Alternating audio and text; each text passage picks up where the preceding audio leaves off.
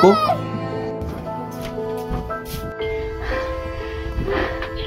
Mahal ko, umiga ka. Pasiano? Pasiano? Aray! Magpudali ka! Tawagin mong kumadrona. Sige po, Tatang.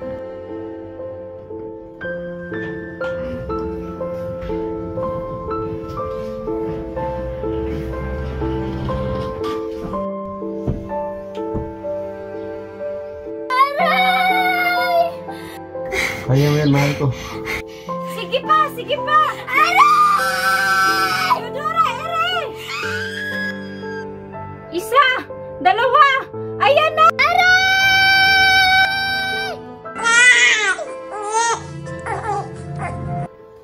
Isinilang ako sa Calamba, Laguna noong Hunyo 11, 1861 sa pagitan ng alas 11 at alas 12 ng hating gabi ng aking ina na si Teodora. Ang aking kapanganakan ay muntik ng ikasawi ng buhay ng aking ina dahil siya ay nahirapan sa laki ng aking ulo. Sa ngalan ng pag-ibig at pagmamahal sa mundo, ikaw ay si Jose Protasio Rizal E. Mercado o tatawaging Pepe na magiging tanda ng kaligayahan at pagmamahal.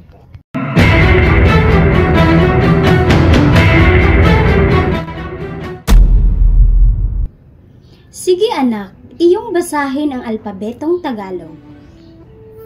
A, ba, ka, da, i, ga, ha, i, la, ma, na, ra, sa, ta, u, wa, ya.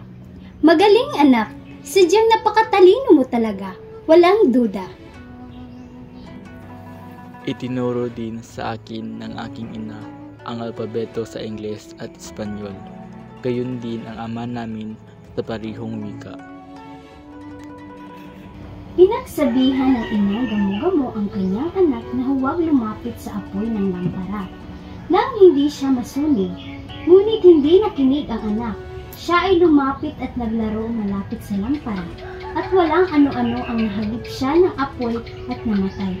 Kung nakinig sana ang anak sa kanyang ina, sana ay hindi siya napahamak. Pepe, naiintindihan mo ba ang kwento ng gamo-gamo? Ngunit gayon po ba yun, ina? Oo, Pepe. Kaya hindi mo dapat tularan ang gamo-gamo, sapagkat dapat ay lumayo siya sa apoy nang hindi nabuwis ang kanyang buhay. Ngunit ina, ako ay bata at matapang. Bakit ko po pipigilan ang aking sarili sa pag-abot ng aking nais? Kung gusto ko bang makahanap ng kasagutan sa aking mga katanungan, kailangan ko rin po bang mamatay gaya ng batang gamo-gamo?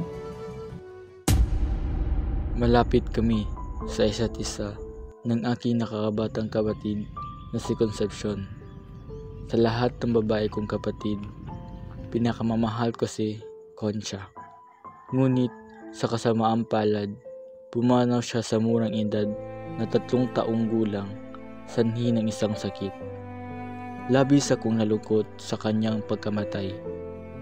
Iyon ang unang pagkakataon na lumuha ako dahil sa lungkot at pagmamahal.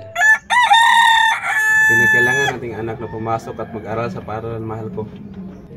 Ngunit mahal, alam mo namang sakitin ang ating anak. Oo, mahal ko. Ngunit siya rin ay masasanay at lalakas din kanyang katawan. Pasiano? Pinapatawag niyo raw po ako, Tatang. Oo, Pasiano. Yatin mo muna sa binyan ang iyong kapatid na si Pepe. Doon muna siya mamalagi at mag-aaral. Sige po, Tatang. Masusunod po. At doon na nga nagsimula ang aking pagkikibaka na malayo sa aking buong pamilya. Unang araw pa lamang sa binyan ay nagsimula na kaagad ang aking klase sa pangunguna ng aming guro na si Maestro Justiano Aquino Cruz. Ikaw, Jose, marunong ka ba magsalita ng Espanyol? Kaunti lang po, guro. Isasalita ang Latin? Kaunti lang din po, guro.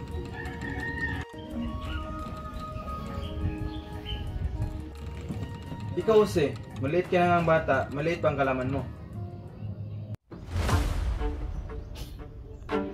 Chunggo, chunggo, chunggo. Maliit na nga, kaunti pa nga lang. Ano sabi mo? Ako Chunggo. Kaysa naman sa'yo, bangus, bangus! Di ba rin lang boss? Kaysa naman sa'yo, chunggo.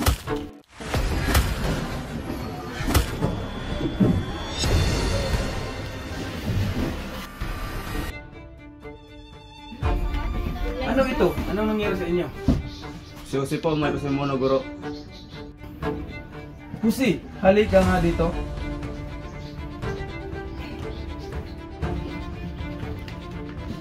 Sabi niyan ay naranasan ko ang mga bagay na hindi ko sadyang naranasan sa aming tahanan. Kabilang na doon ang pamamalo sa mga estudyanteng may kasalanan o may ginawang hindi tama. Bagamat halos araw-araw kinukutya ng aking mga kamag-aral at madalas na pinapalo ng aking guro, ay nagawa ko pang mag-aral at mangibabaw sa lahat na mag-aaral sa binyan sa pang-akademiko. Sa murang edad ay nasaksihan ko na ang pagmamalupit at pag-aalipusta ng mga Kastila sa mga Pilipino.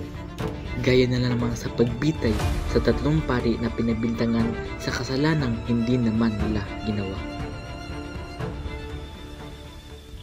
Ano ba ang nagawa kong kasalanan? Ako ba ay mamamatay ng walang saysay? Diyos ko, walang katarungan sa mundong ito.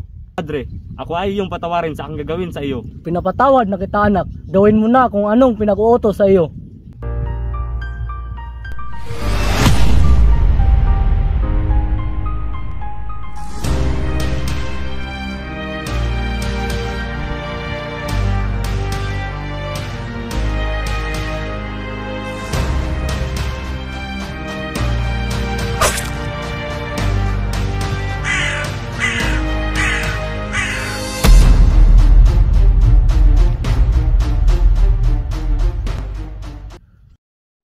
Sa pagtatapos ng aking pag-aaral sa binyan, ay sumulat sa akin ang balitang hinuli at kinulong ang aking ina.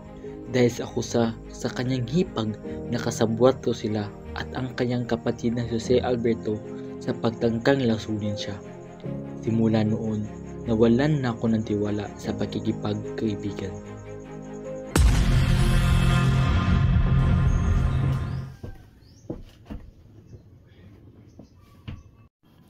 Simula ngayon, ay hindi mo na maaaring gamitin ang apelyidong Mercado. Lubhang mapanganib ito para sa iyo. Madadamay ka sa paghihiganti ng mga demonyong Kastila laban sa atin. Bakit naman kuya? Pinag-iinitan ng ating pamilya dahil malapit daw tayo kay Padre Burgos. Pati ang pagtanggi ni Ama na taasan ng buwis ay bibigyang kahulugan. Kaya ikaw, Pepe, mag-aral ka ng mabuti at huwag mo ikahiya ang ating pamilya. Masusunod po kuya, ngunit ano po bang apelyido ang aking gagamitin? Rizal na ang gamitin mo.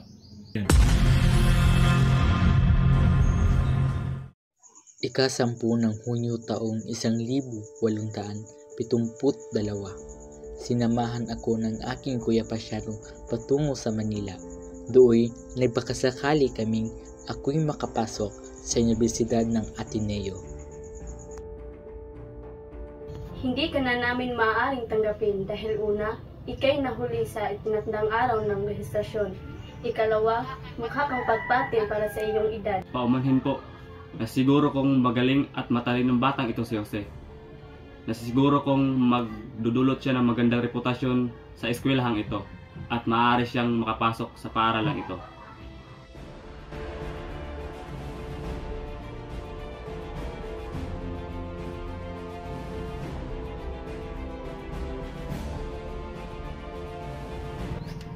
Maraming salamat po dahil tinulungan mo ako mag-aral sa Ateneo di Municipal. Walang anuman. Salamat po. Basta pagbutihin mo lang ang iyong pag-aaral, walang anuman. Salamat po. Hindi naging madali ang unang taon ko sa Ateneo. Lubos kong pinaghirapang makamit ang matataas na marka upang matuwa sa akin ang aking inang kasalukuyang nasa piitan ng panahong iyon. 1 buwan ang lumipas matapos ako makapagtapos sa Ateneo. Nakapagdesisyon akong kunin pasamantala ang kursong Pilosopiya at Literatura gamit ang apelyidong Rizal.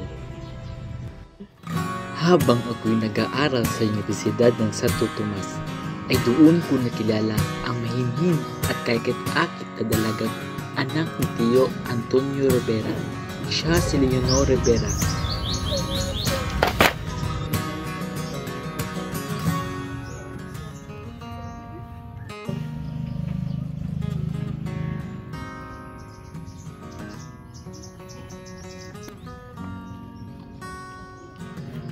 At doon nagsimula ang aming matamis na pag-ibigan.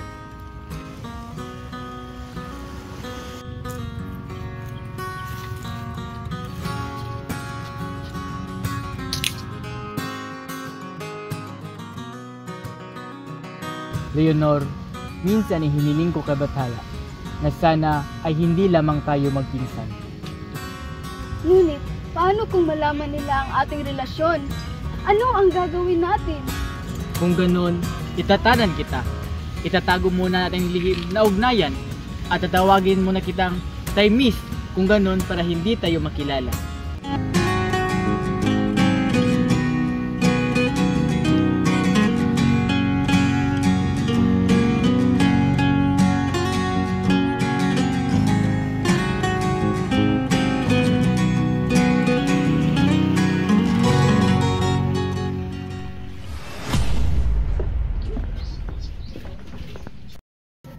Ito ang lihim ng ating pagkakasunduan.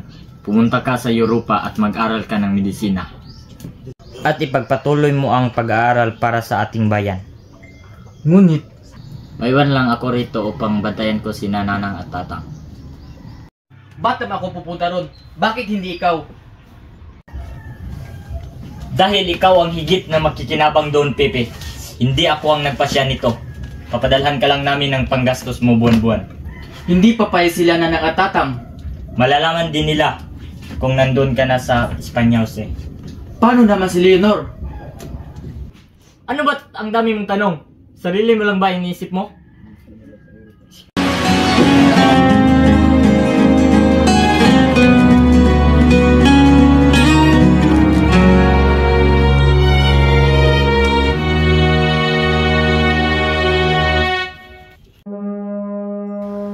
Habang nasa Europa, naging bahagi ako ng kilusang propaganda na nagnanais ng reforma. Dito ko rin nasunulat ang aking unang nobela na pinamagatang No Limitang Here. Mahigpit na ipinagbabawal ang libro sa Las Pilipinas, bagamat maraming kopya na ang nakapasok sa bansa.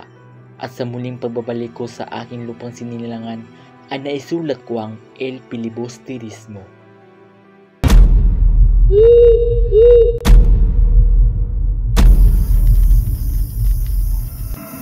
mga kasama, magsimula ng revolusyon mamaya.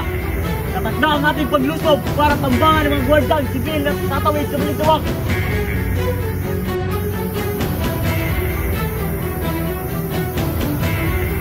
Mga kasama, labas niyo ang inyong sinula at sabay-sabay natin putulin ang atong bayan sa mga Kastila.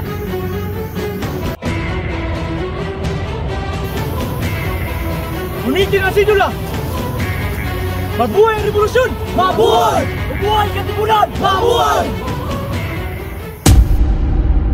Sa aking pagbalik sa Pilipinas ay natatagpo ang La Liga Pilipina, isang reforma na bibigay proteksyon laban sa karahasan at kawalan ng katarungan, pagpapaunlad ng edukasyon, agrikultura at pangangalakal.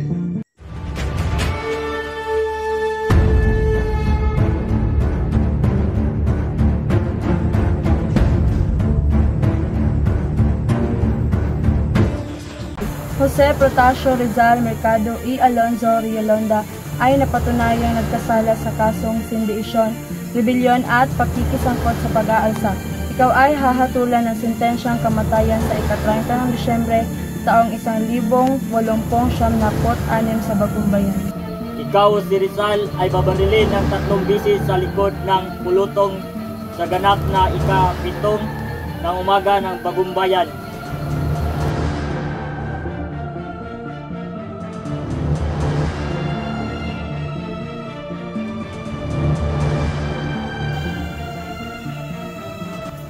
Anak ko! Anong nangyari sa'yo? Bakit ganyan ang kahinagtan ng buhay mo?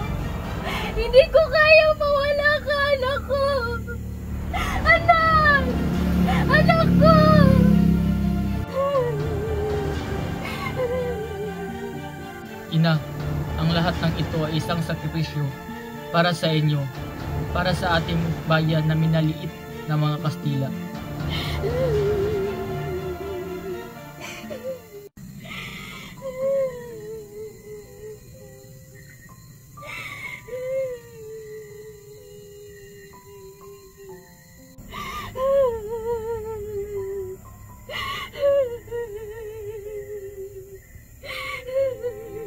Binigyan ko si Trinidad ng isang lampara kung saan itinago ko ang huli kong isinulat bago ako pumanaw. Isang tula na namamaalam sa aking pinakamamahal na Pilipinas.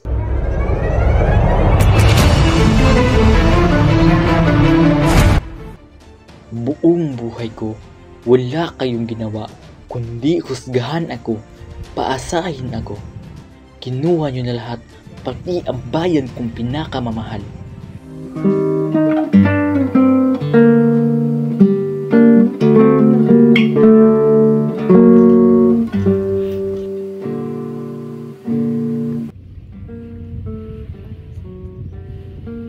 On ultimo pabor, may I face the firing squad? Hindi maaari! Then at least, spare my head. Imposible! Umakbang ka ng 3 beses!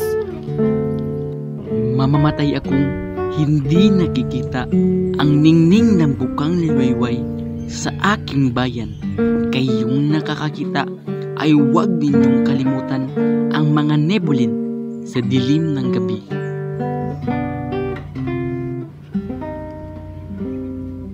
Listo! Karga! Apuntar!